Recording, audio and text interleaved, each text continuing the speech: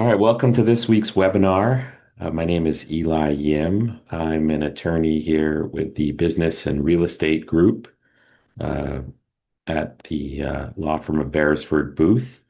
We've got locations in Edmonds and in Bothell. And today, really just wanted to talk about, really briefly, this can be kind of complicated at times, but I want to talk about preferential purchase rights, uh, what we most commonly think of as or see in contracts as rights of first refusal or rights of first offer. And so, again, just to give some background here, a preferential purchase right is a contractual right. So it's not any right that's granted by statute or any other means. It really is an agreement between two or more parties, um, granting a party or parties a right to purchase something, some asset, which the other party has a duty to uphold, provided that certain triggering conditions exist. And so again, just I break this down. This isn't a formal definition. This is more casual definition, but really what we're thinking about is some right established by contract where a party or multiple parties have a right to purchase an interest in an asset that the other party that they have a duty to recognize and uphold and abide by, provided that certain conditions exist. So, what does that mean? What kind of assets do we often see where there are preferential purchase rights? Could be business interests. So, shares in a corporation, LLC interests, could be real estate. See it all the time with leases, where let's say the landlord has a third party offers to buy the property. Well, maybe in the lease there is a preferential purchase right or in this case, a right of first refusal for the tenant to purchase or to meet the offer. Sometimes we see it with personal property, equipment, things like that. Okay. And again, I kind of jumped the gun a little bit. Commonly, these types of agreements or clauses are rights of first refusal or a right of first offer.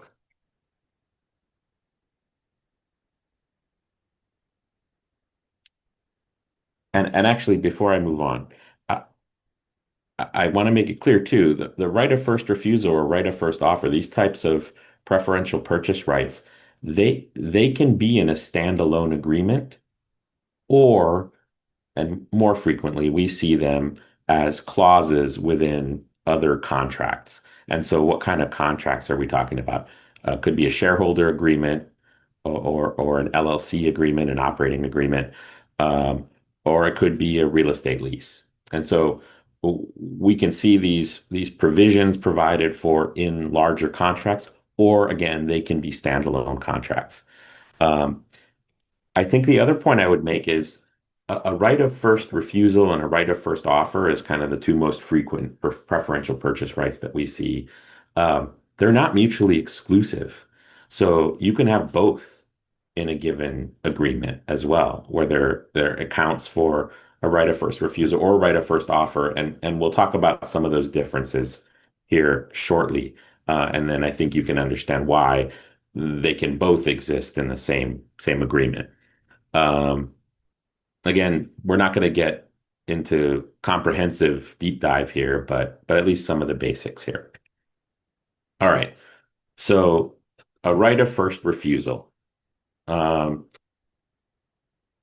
First of all, there's the grant of a right. Okay. So in this case, the provision that actually says, the other members or the other shareholders or the other party, who is the party and what is the right that they have, whether it is a right of first refusal or right of first offer. The next part of that, though, is very important, right? In the case of a right of first refusal, it is where the other party, the potential selling party, provides notice of the proposed transfer or presents the third party offer that they have received. Um, and and in this case, like oftentimes you might see someone provide like a letter of intent, for example, but they provide the material terms of the offer or the proposed transfer, because those terms should be in place as the triggering event for a right of first refusal. And then that gives the holder of the right the opportunity to exercise that right, the third bullet point there. Usually it will give them a certain number of days, a period of time in which they can elect uh, to exercise that right in writing. So it's like the election period or the exercise period, in which they agree to meet the terms and conditions of that third party bona fide offer. Um, then the closing must occur within a certain number of days. Um, and then I guess on a separate track, if there is a failure to exercise the right of first refusal, then the seller can proceed to sell to the third party or transfer to the proposed transferee.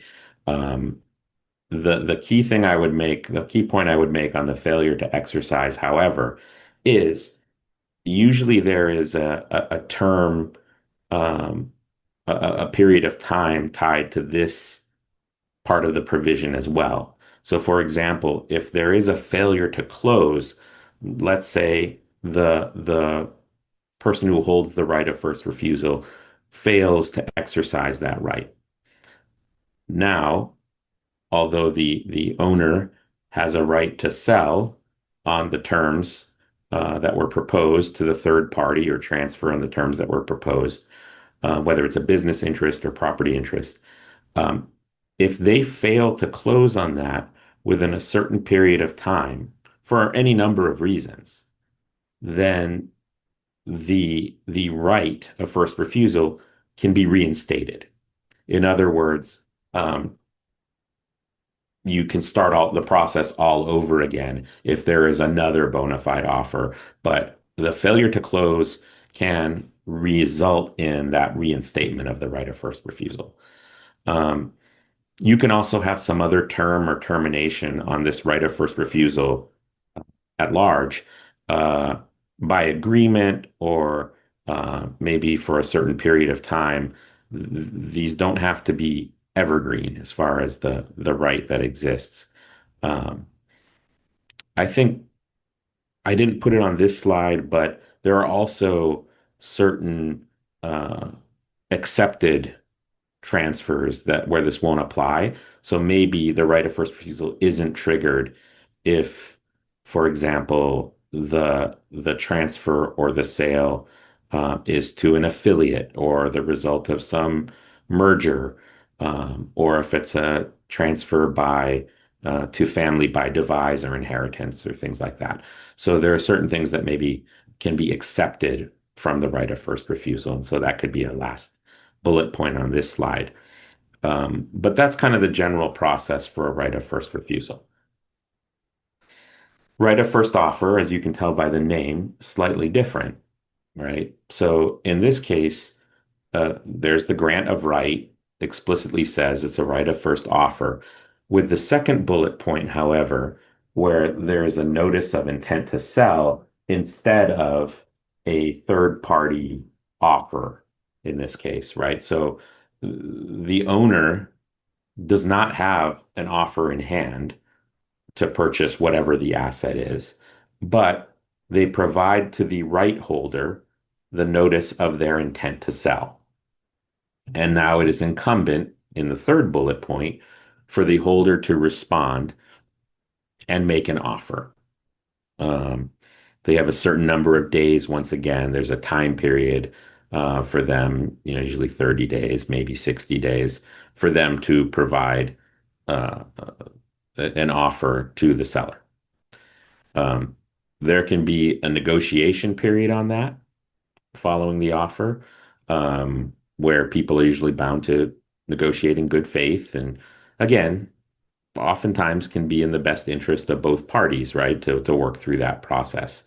You can understand how um, it would behoove both parties and benefit both parties to negotiate in good faith in this scenario if there truly is uh, no third party interest at this point, just the notice of the intent to sell.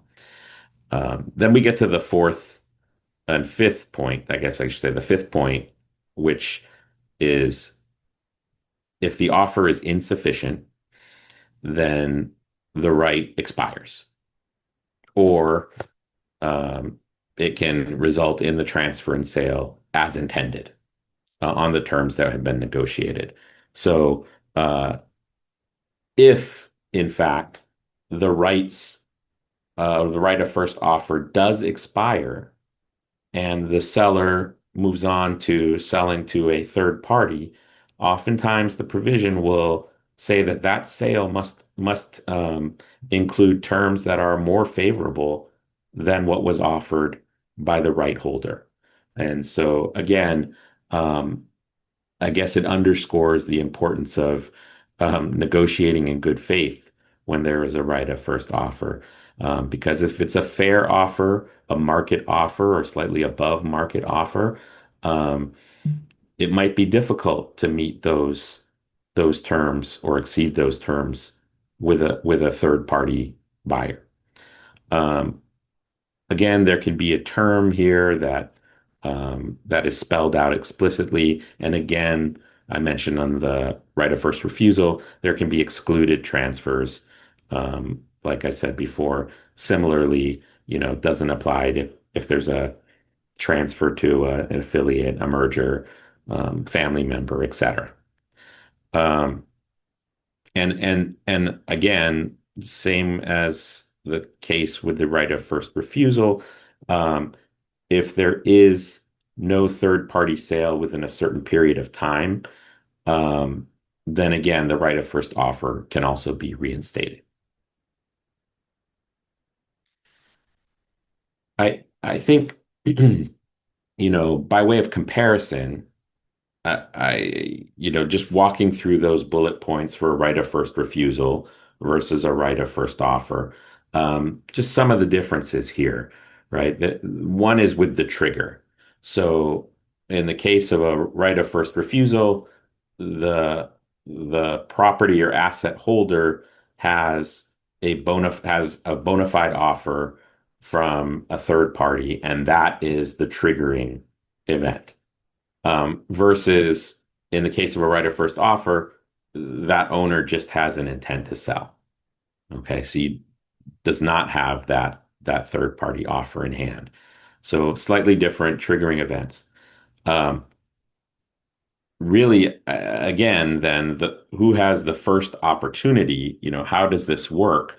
Um, you know, the in the case of a right of first refusal, the third party has the first opportunity to kind of put a valuation on the asset, make the offer, negotiate those terms.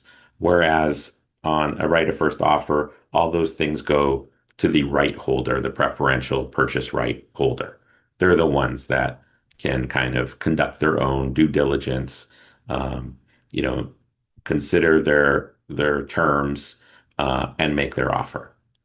Um, I think with the holder's rights, there is a difference in which one is more advantageous to the right holder. In the case of a right of first refusal, obviously you are in a different position if you hold a right of first refusal because you have the third party offer that's been made or is pending, in hand. And so you know what the terms are, what the target is, that if you are willing to meet that purchase price, that the transaction will continue through and you can close on that. As opposed to a right of first offer where you don't have that target and it is incumbent on you as the right holder to make a good faith offer, a market offer, or a fair offer, um, with the idea that it's beneficial for all parties involved, right? You can't, it doesn't benefit you to lowball, right? So there is a fair amount of due diligence that must occur here, and really, it's incumbent on you to make a fair offer. Um, the last thing I said here as a big difference is the owner impact. Um, with a right of first refusal, especially in the case of real estate, it can be a an important point to think about is how a right of first refusal, while people want or are willing to give rights of first refusal in, for example, a commercial lease, um, they don't often think about how, from the owner perspective, let's say the owner of a commercial property, how it can chill their opportunity to sell that property.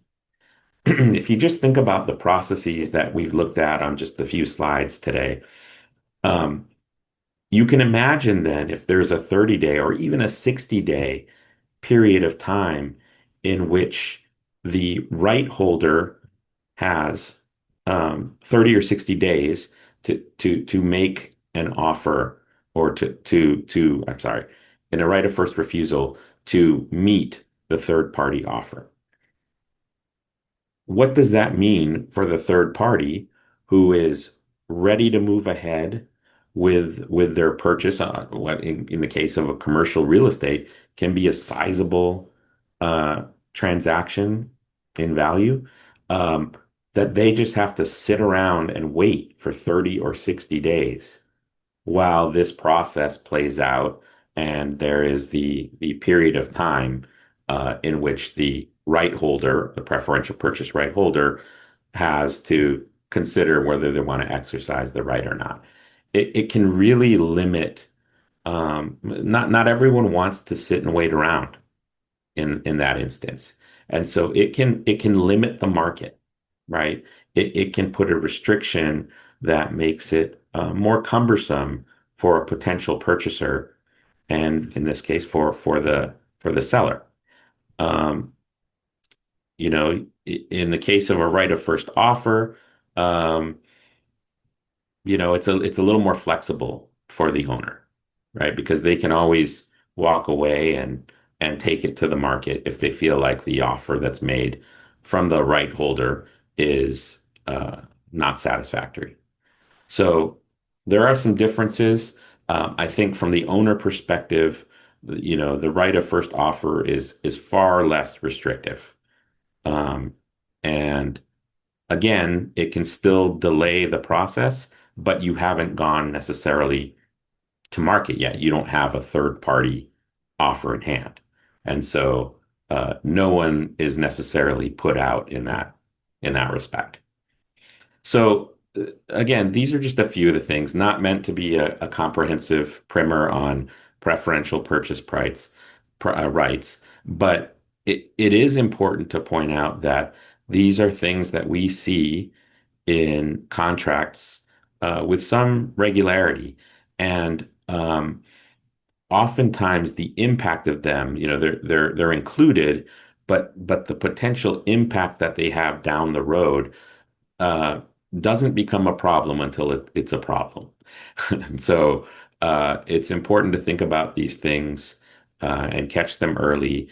Any number of agreements, whether it's business or real estate, et cetera, um, it's important to think about the consequences of these types of preferential purchase rights. And so if you are thinking about entering into these types of agreements or including these types of clauses, please feel free to reach out to us here at Beresford Booth, and we're happy to advise, help, draft, revise, whatever need be. And we're happy to help with that. And we're just a phone call away. Thanks very much.